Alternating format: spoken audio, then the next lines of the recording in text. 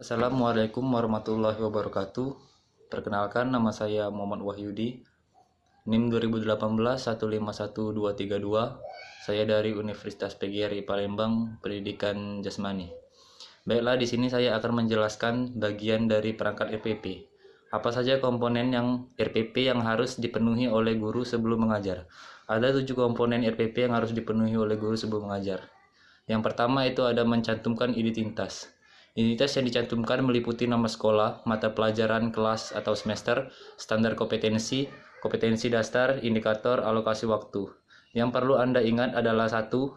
RPP disusun untuk 1. Kompetensi dasar, 2. Standar kompetensi, kompetensi dasar, dan indikator Anda kutip dari silabus yang disusun oleh satuan pendidikan.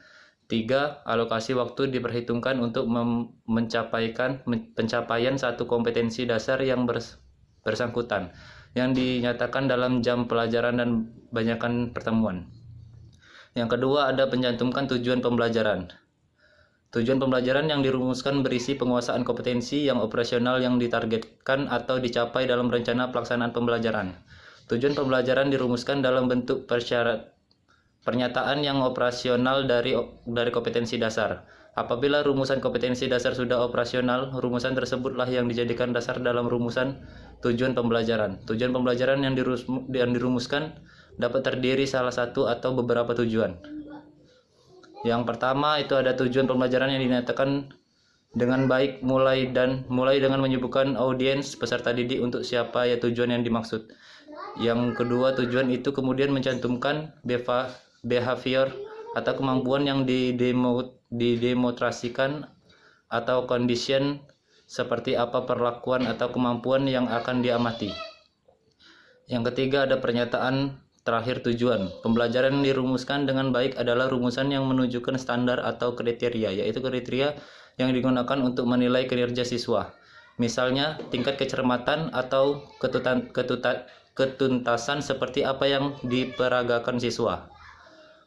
Yang keempat ada contoh tujuan pembelajaran. Diberikan sebuah daftar kata benda dan cara kerja. Siswa akan dapat mengidentifikasikan kata-kata dengan memindai paling sedikit 75% benar. Kemudian ada mencantumkan materi pembelajaran. Materi pembelajaran adalah materi yang digunakan untuk mencapai tujuan pembelajaran. Materi pembelajaran dikembangkan dengan mengacu pada materi pokok yang ada dalam silabus. Yang keempat ada mencantumkan metode pembelajaran. Metode dapat diartikan benar-benar sebagai metode, tetapi ada pula diartikan sebagai model atau pendekatan pembelajaran, tergantung pada karakteristik pendekatan dan atau strategi yang dipilih. Yang kelima, mencantumkan langkah-langkah kegiatan pembelajaran. Untuk mencapai suatu komponen dasar, guru harus mencantumkan langkah-langkah kegiatan setiap pertemuan. Pada dasarnya, langkah-langkah kegiatan memuat unsur kegiatan pendahuluan, pembukaan, kegiatan inti, dan kegiatan penutup.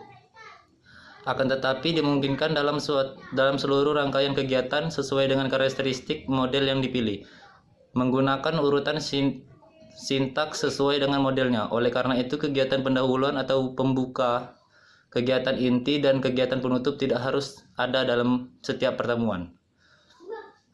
Kemudian yang keenam, mencantumkan sumber belajar.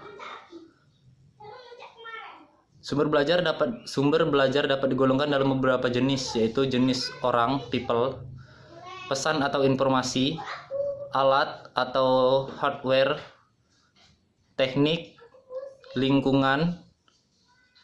dan lingkungan.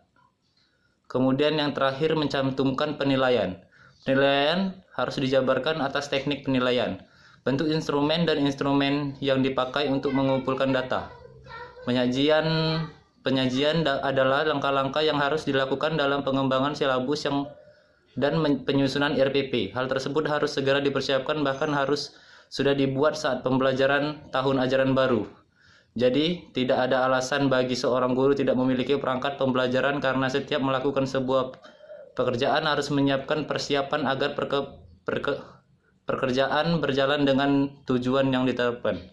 Baiklah, itu saja komponen RPP yang harus dipenuhi oleh guru sebelum mengajar dari saya. Wassalamualaikum warahmatullahi wabarakatuh.